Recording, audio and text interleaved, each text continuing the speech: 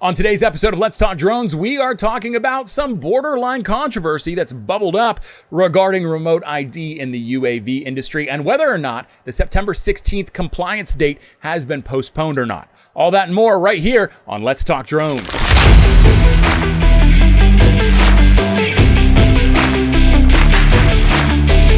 What's up? It's Chris, the Drone Geek, and welcome to another episode of Let's Talk Drones. Let's Talk Drones is brought to you by The Droning Company, the #1 online resource for commercial remote pilots based in the United States. Make sure you check them out online if you've got your Part 107 at thedroningcompany.com and across all major social media platforms. So a YouTuber that I know, have met on a few occasions, and personally respect in a very high regard, released a video that is causing a little bit, not much, but a little bit of controversy in the world of drones. This video essentially alludes to the idea that the FAA has postponed that September 16th compliance date with remote ID for UAV ops. Now, I'm not going to name names in this, especially for the YouTuber that posted the video. If you just type in remote ID compliance postponed or something along those lines, it's not going to be a mystery who I'm talking about, and their video will probably pop up close to the top of the search results. So just going to leave names out of it. You can figure it out for yourself if you really want to. So yeah, this YouTuber posts a video basically stating that the FAA had announced that September 16th, 2023 date that requires all drone pilots to be compliant with remote ID if they're flying Part 107 or if they're flying recreationally with a UAV weighing 250 grams or more was postponed. Another very influential person in the world of drones posted on the Commercial Drone Pilots Facebook group that this is inherently not true. There has been no official announcement made by the FAA as of the recording of this video, September 1st at about 3:23 in the afternoon. The date this will be posted is September 2nd, which will be officially 2 weeks from that proposed date. As of this time, there's been no official announcement from the FAA, and that person is correct. I have scoured as much information as I could possibly find relating to drones and remote ID on the FAA's website. I have gone to reputable sources like Pilot Institute and looked to see if there was any information stating that this was true, and I can't find anything. So as it stands right now, what that YouTuber had posted is not factual, at least not to the general public. I don't want to say that this person is wrong or that they're being clickbaity or that they have malintent or they're trying to intentionally misinform people. I don't think any of that is true because, again, I have the utmost respect for this guy in the industry. Straight shooter, really cool dude. What I think is happening here, potentially, is speculation turned into what we would perceive as a factual conversation, or the more likely scenario, maybe they have access to information and they just talked about it a little bit prematurely. I'm not on the same level as some of these other guys in the UAV industry. I don't have access to the same people and resources that they do, so it very well could be that they had access to information that they released before the FAA had a chance to release it for verification. Regardless though, as of the recording of this video and potentially the release of this video, there has been no official announcement from the FAA regarding postponing that September 16th date. Now, do I think this is out of the realm of possibility? Not at all. In fact, I think it's extremely likely, and that's why I'm sort of just leaving room in the conversation for they were premature in releasing this information, the YouTuber in question, because if you look at some of the problems we're facing as a community with remote ID, a lot of it is outside of the larger community's control. There are two main points to support this. First of all, the price, the barrier of entry to get access to these remote ID units. This is the Drone Tag Mini. I received this unit for review purposes, didn't pay a dime for it, okay? But this retails for, I think, like $200. It might even be closer to $3. I'm not totally sure off the top of my head. You can go ahead and watch the video that I did on it. I'm not gonna go look it up right this moment, but I do list the price in that video. But the point being, this is much more expensive than the FAA's original projection for remote ID modules, which was somewhere in the ballpark of $40 to $50. It's quadruple the price that the FAA had anticipated. So that's the first issue. The second issue is the availability of these devices. Now, I got this I think about 6 months ago at this point.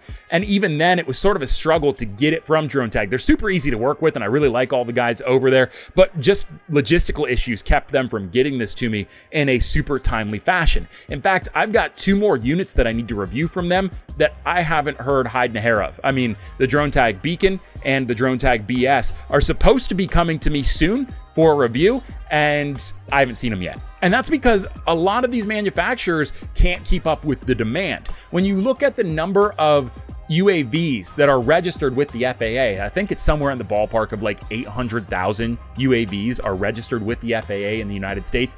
It's astronomically high how many of these modules need to be tested and Q&A'd and made ready for distribution. And I don't think the manpower or the resources are there quite yet. In conversations I've had with Lucas, the CEO of DroneTag, he said it's just overwhelming how much demand there is for remote ID modules, especially when you consider the provision in remote ID for Part 107 pilots. It's not really a provision, it's more of an added barrier for remote ID with Part 107 operations. If you're flying recreationally, you only need 1 remote ID module that you can use across all of your drones, again, as long as you're flying recreationally. If you're flying Part 107, you need a remote ID module per drone. So I have 3 drones right now that are not remote ID compliant. They have no way of broadcasting remote ID. So that's $600, maybe even more, for a remote ID module for all of these drones collectively. I'm gonna have to pay $600 just to make sure they're RID compliant. Now, obviously, with the DroneTag Beacon, which is less expensive than this one, as well as the DroneTag BS, which is substantially less expensive and actually comes in closer to that projected price that the FAA had put out when they announced remote ID. Largely, though, if I wanted to go out and get something that's ready to fly right now and it's very easy to use, this is the device that I would need, and I'm gonna be paying a pretty penny for it. Again, we're getting into the weeds a little bit with pricing there. The 2 main factors that are outside of the larger community's control have to do with pricing and accessibility.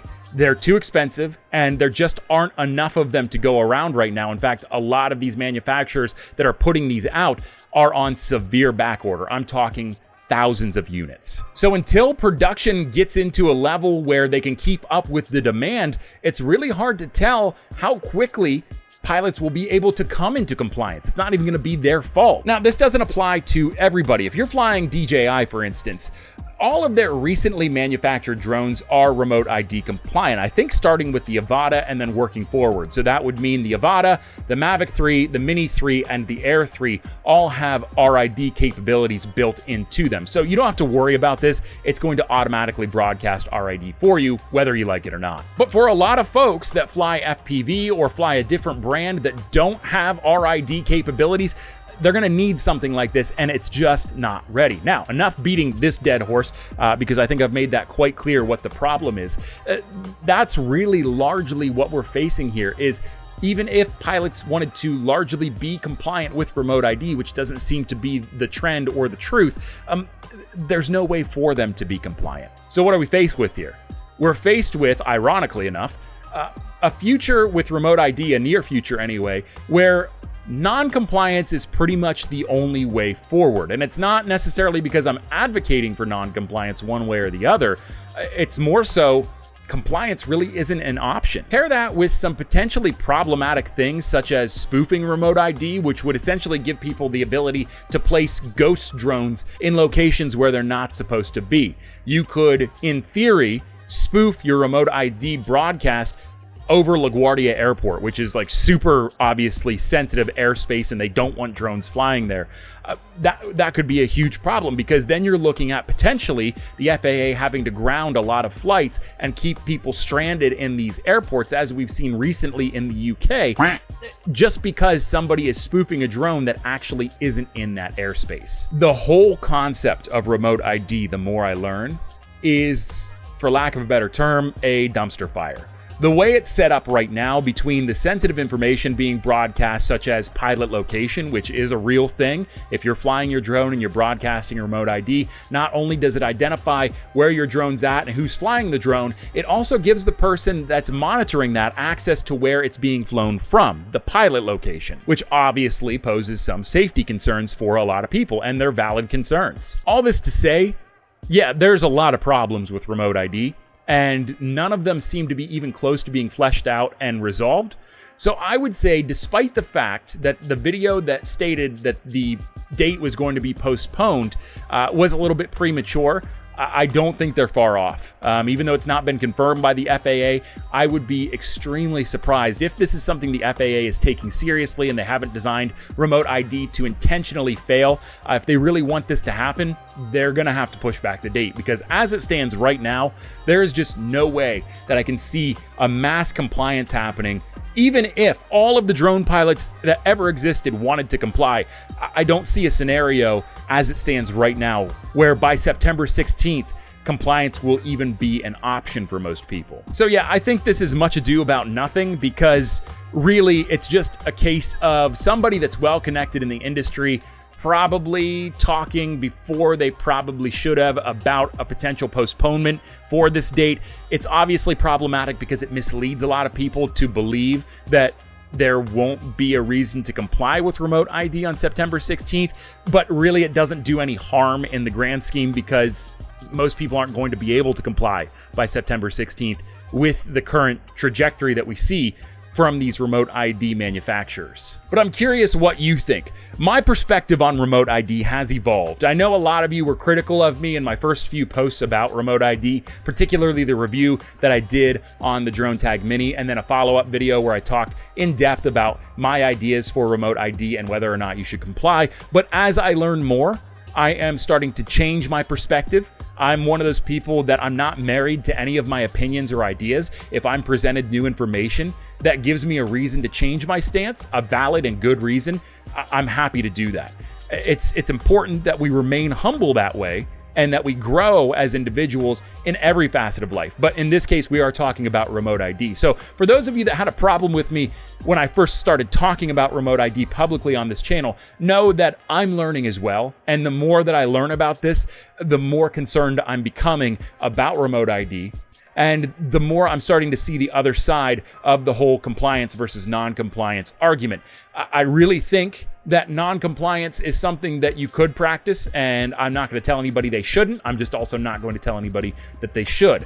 But the fact is, moving forward, with the current reality that we're in, non-compliance seems to be the only way that you can go regarding a remote ID. And it's not because you should just choose that because fight the power, man. It's because you won't have access to the technology that you need to be compliant. But what do you think? Let me know down in the comments below. I'm interested to hear what you have to say. Now, before I wrap this video up, I do have two things I just wanted to announce. First and foremost, because I'm really excited about this one, we have got a new, it's not really new, but it's new to me, drone that we'll be reviewing in the very near future. We're gonna do a complete review series of videos on the Teledyne FLIR Cirrus. Now, why I'm so excited about this is because this is the first drone of its kind that we've had on Let's Talk Drones and Gear Check on the Droning Company's channel. This is an enterprise drone that has a lower barrier of entry on price tag and also has thermal capabilities. I don't have the payload attached right now, but the payload has a dual sensor. One sensor is RGB, just a standard camera. The other one is a thermal camera. I've already had it out for one flight. It is freaking dope. I love this thing so far, but I haven't had a lot of experience with it yet. So plenty of review videos coming on this where I'm going to tell you the good, the bad, and potentially, but hopefully not, the ugly on the Teledyne FLIR Cirrus. Teledyne FLIR, thank you so much for sending me a Cirrus to review. So far, so good. The other thing I want to talk to you about is the Commercial UAV Expo coming up next week at Caesars Forum in Las Vegas, Nevada from September 5th through the 7th. If you're going to be there, I will be too. I'll be walking the show with the Droning Company, doing tons of interviews, talking to a bunch of different folks in the industry. I'll also be working Dragonfly Inc.'s booth as well. So whether you see me walking around with the Droning Company or working with Dragonfly, make sure you stop by, say hello. I'd love to chat with you. If you like this video, hit the thumbs up icon down below. It helps me out a lot, helps get this video out into the algorithm to more viewers like yourself. If you really like this video, you love drone content made by drones, about drones, and for drone pilots, this is the channel for you. Make sure you hit the subscribe button if you haven't already. And while you're at it, hit the bell icon too. You'll get a notification every time I post a new video. Until next time, I'm Chris, the Drone Geek, and I am out of here. See ya! Yo, what you say? Steady screaming, YOLO, rockin' polo, we the fight. Everybody frontin' like they so